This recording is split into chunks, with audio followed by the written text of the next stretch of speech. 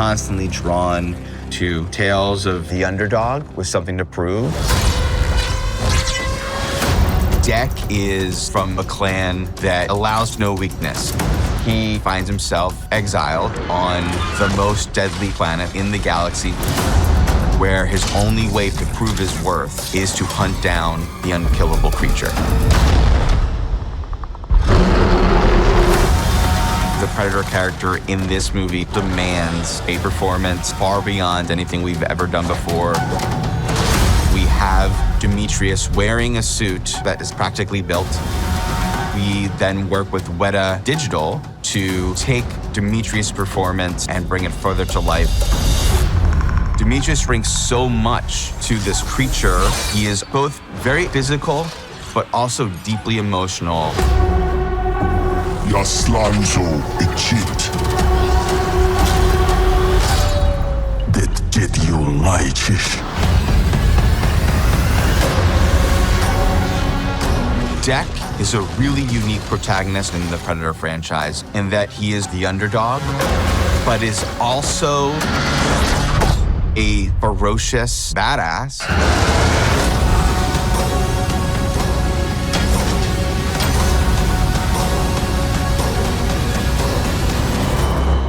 After Prey, I wanted to do something new with the franchise, which is taking this classic movie monster and forcing him through a gauntlet to truly test him and see what he's made of.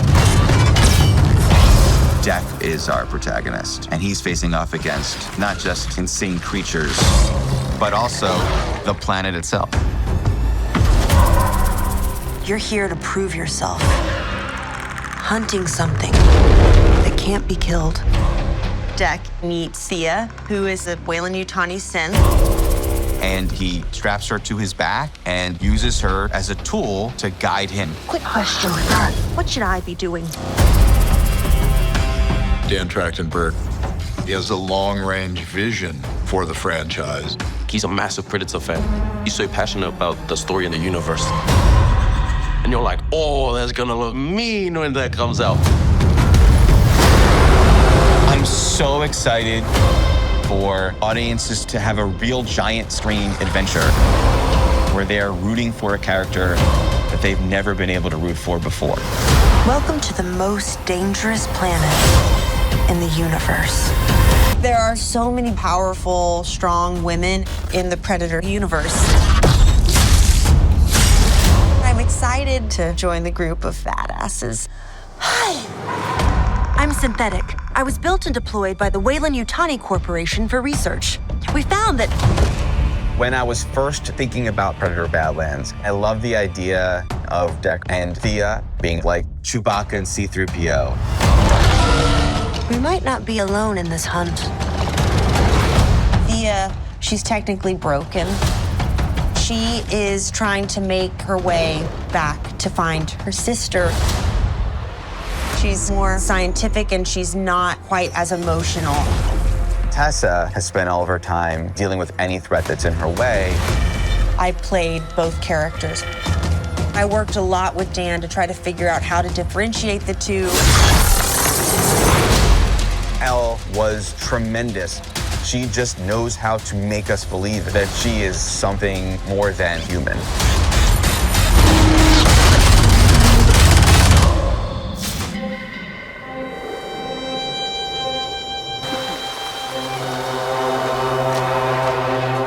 Today we had our first rain, which we wanted for most of the movie. Luckily, this did create the kind of atmosphere that we want. We want the movie to not be bright and sunny. We want it to be a little bit more atmospheric. Come with us on this journey. Follow us. With Predator Badlands, the first thought was, what if we take this classic movie monster and make you root for it? We wanted people to relate to this creature that is simultaneously vulnerable, but still a terrifying monster. Awesome, awesome. And we wanted to give it a sense of nobility and dignity in a way that we don't normally see in this genre. that was the challenge of Badlands. So this is your first hunt. You're after a creature that can't be killed. We've never attempted a giant adventure film. Ready, action! Here, you're not the predator. You're the prey. We wanted to make sure to give people a big screen experience that would be absolutely insane.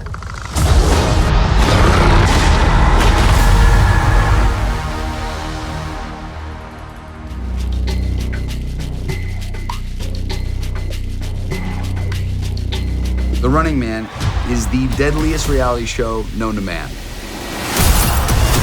It's the darkest, most violent game in the world. 3 contestants, $1 billion! Ben Richards is a father whose daughter is extremely sick, and he will do whatever it takes to save his family. Take your business! Network building, tryouts. The network owns The Running Man, and they have more sway and influence than the government itself. Dan Killian, their network executive, sees the perfect contestant with Ben. You have what it takes to win this game. Ben signs up for the show, and if he doesn't win, he's going to be executed in front of the entire world. Welcome to The Running Man! He becomes the most hunted man on the planet. You've got the world's best hitmen on your trail. Any member of the public can report you. It's the deadliest game of hide and seek. The show has a survival rate of 0. Don't you get it? This game is rigged. Guess we'll find out. Edgar's been one of my favorite filmmakers for so many years. I read the book when I was 14, but it really stayed with me.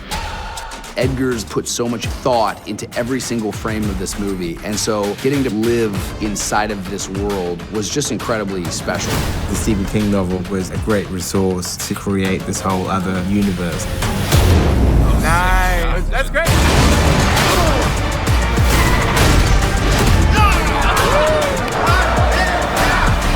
Hey, big boys!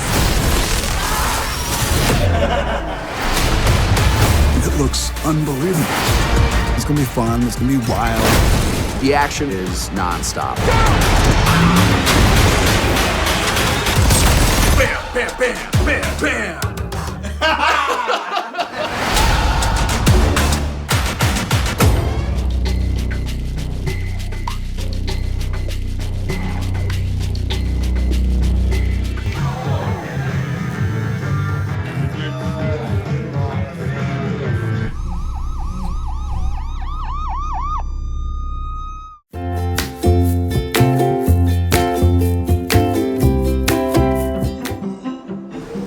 In Tokyo, you can rent just about anything, and the family is really no exception.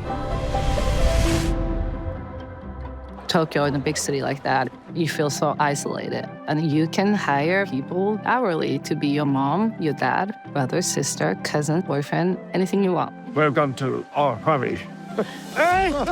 That sounds out of the ordinary to most of us, but when you look a little bit closer, you see that it actually serves a purpose that's beyond what you might think. If you're not married, or you don't have a girlfriend or a boyfriend, family close, then you just want to be friends with somebody, you can just have a guy come to you. They're looking for connection, even though they're paying for the connection. There's a lot of interesting chemistry happens between people who rent and people who work at a rental company.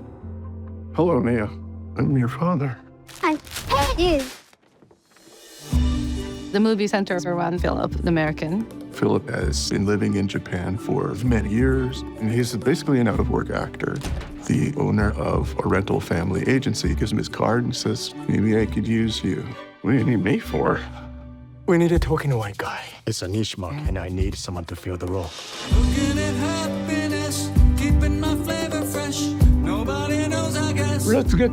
Okay, let's do that. This character is a fish out of water. He had to redefine himself and then found a new home. I think deep down, Philip has also been looking for connection with other people. These people look at you like they've been waiting for you their whole lives. Through playing roles in the clients' lives, he discovers what's been missing in his life. And every character he meets will start adding a little bit more color into his life. The journey that he goes on takes him to all the different places, and his character goes through transformations.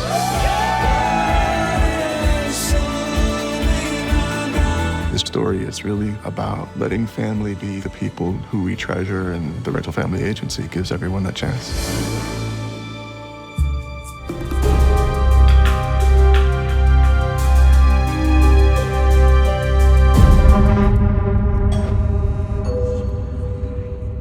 Ollie? How do you know my name? I find fear to be a very intimate feeling. With the story, I knew that I wanted Vicious to be a very focused look at one person. You're going to die. Tonight. She gets this delivery of this mysterious box, and Polly doesn't really know what's actually about to happen to her. I don't understand. You won't. What do you want? You have to do things. The box is demanding things. And it gets more and more voracious.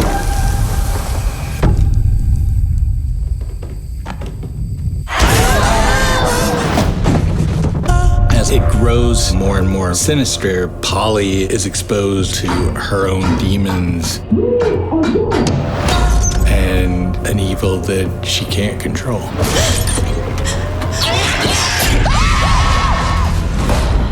Throughout the movie, I wanted to feel real. I wanted an audience to experience the fear that Polly faces. It's a film that gets inside the mind of this woman, and you really experience her psychological terror. And I hope there are some jumps and screams, too.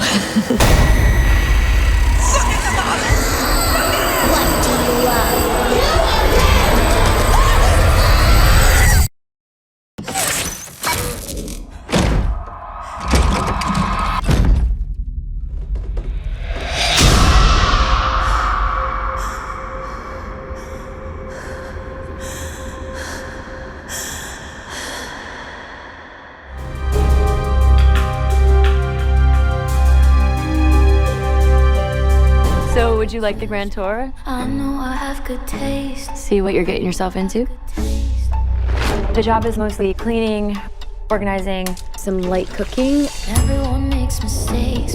Hello? Millie's gonna be living with us. She's gonna live with us. Andrew, I told you that. She'd be part of the family.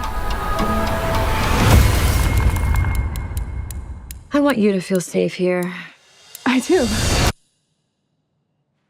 Theodore. Hi, Millie. Hi, Mrs. Winchester. The Housemaid is about a young woman played by Sydney Sweeney. So why do you want this job? She's a little down on her luck, desperately needs this job. I'm calling to offer you the job. Great. She starts to work as a housemaid, and she uncovers some really dark, twisted secrets.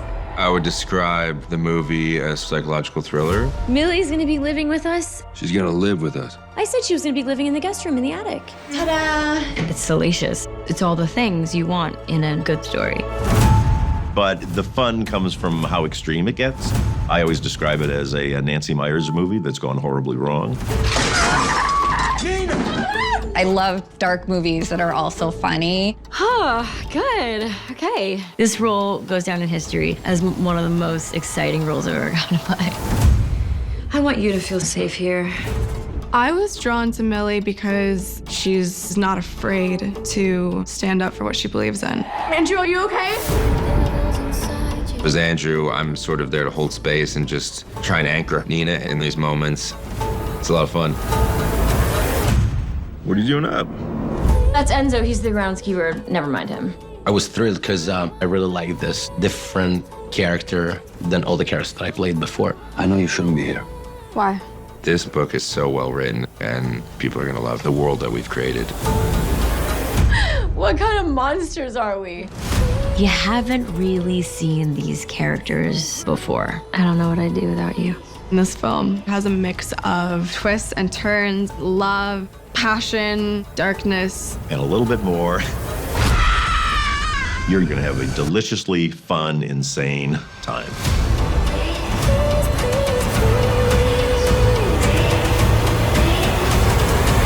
I have a really good feeling about this, Millie. Me too. Okay, I'll be in touch.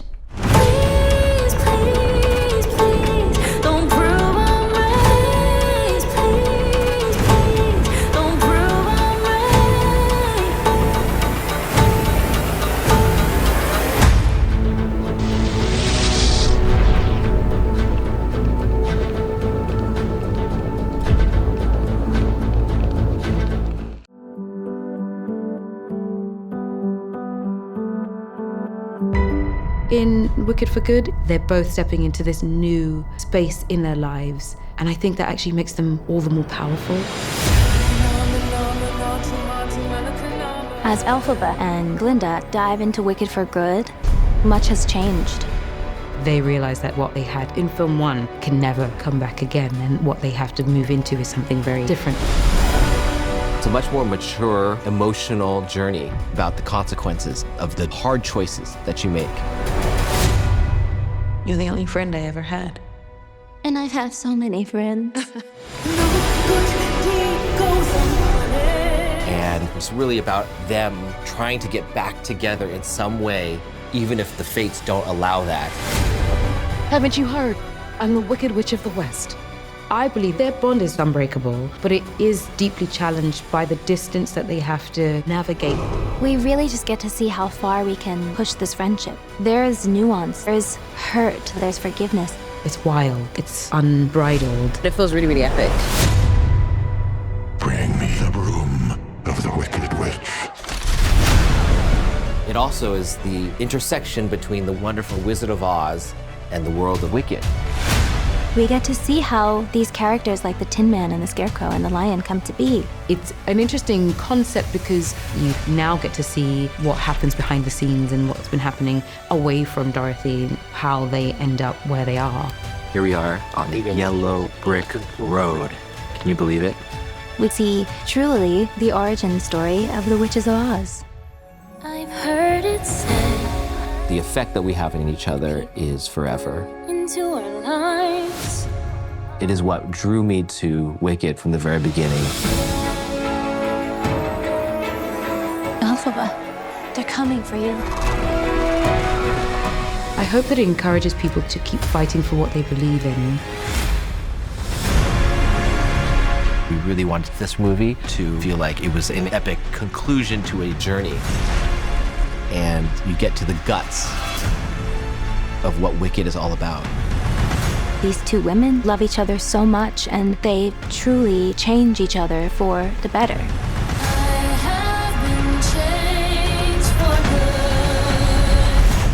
It's time for both of us to fly! It's been a heck of a ride. From the beginning, there was always a master plan for Wicked for Good. We knew that this was always going to be a bigger story than movie 1. That was their youth. Those kids have to grow up, and they have to make choices that may last a lifetime. This isn't school anymore.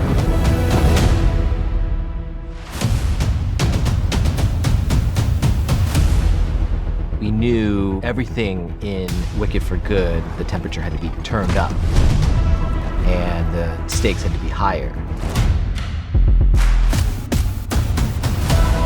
We got to really sort of explore Glinda and Elphaba's beautiful, complicated friendship. You never saw me. I was never here. Do you understand? No, I can't bear this anymore. Their sisterhood is so nuanced. I think that's why I've always loved it so much.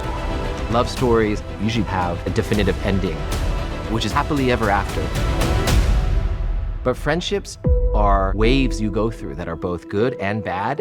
It's a harder narrative thing to portray. And And I love that. We really wanted this to feel like the epic conclusion of a friendship that we actually had with these people. So this film is vast in the world that's being created and epic in its emotions. It's a huge undertaking in every extraordinary way. The scope of the sets is bigger. The lands that we go to are bigger. Thank God it takes thousands of people to make a movie like this, because together you all lift. Oh my goodness. All these characters now get a bigger canvas to grow in and experience death, love, fate, destiny, justice. It all comes together in Wicked for Good.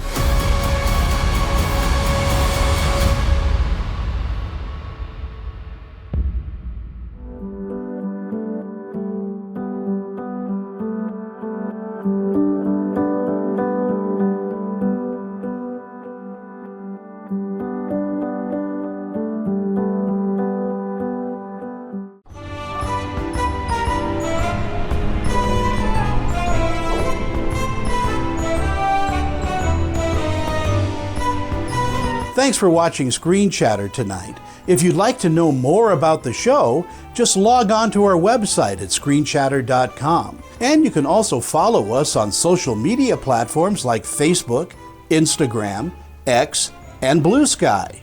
And don't forget to like and follow our audio podcast wherever podcasts are available. Thanks for watching Screen Chatter tonight. I'm film critic Tony Toscano, and we'll be back next week with more previews and celebrity interviews. Thanks for watching.